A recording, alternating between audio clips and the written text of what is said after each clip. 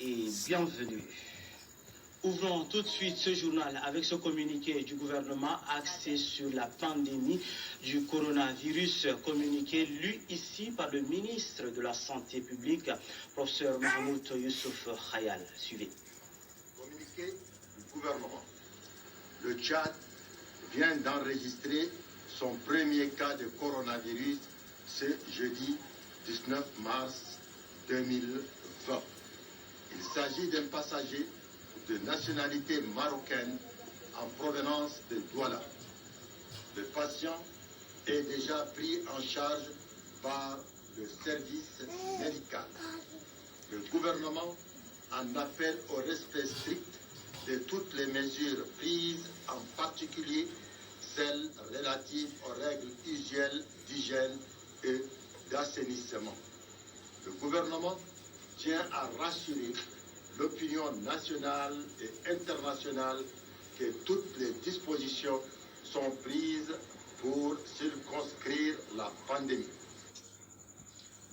Et puis relatif à la pandémie du coronavirus qui vient d'être déclarée au Tchad, le ministre délégué auprès de la présidence de la République chargée de la Défense nationale, Mamadou Abali Salah, a fait une déclaration que je vous propose de suivre.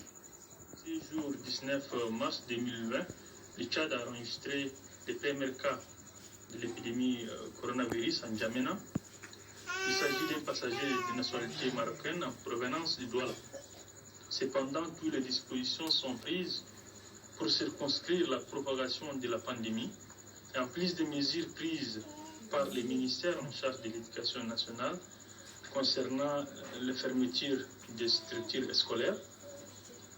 Et à cela s'ajoutent aussi tous les centres de jeux, les casinos, les bars, les restaurants seront fermés aussi. Nous disons aussi qu'en plus des mesures de prévention que le gouvernement a prises depuis quelques jours, nous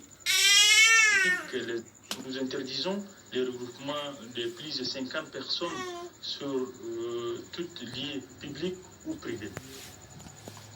Donc, de même, il est demandé à tous les étudiants des retours du Cameroun à partir du 18 mars 2020 de se présenter immédiatement au centre de santé de Farsha pour subir des examens médicaux. Donc à cet effet, nous demandons la collaboration en fait de la population pour respecter ces consignes, pour une franche collaboration avec les services concernés. Le temps n'est pas de panique, mais nous pensons que c'est le moment de respecter les consignes sécuritaires. Et c'est de cette manière que nous pouvons battre ces pandémies et que d'autres pays qui ont pu aussi battre ces pandémies ont passé sur les mêmes consignes. Donc nous suivons depuis quelques jours des consignes du ministère de la Santé en ce qui concerne l'hygiène et d'autres mesures. Et nous demandons aussi à la population de respecter en fait toutes ces consignes. Et puis la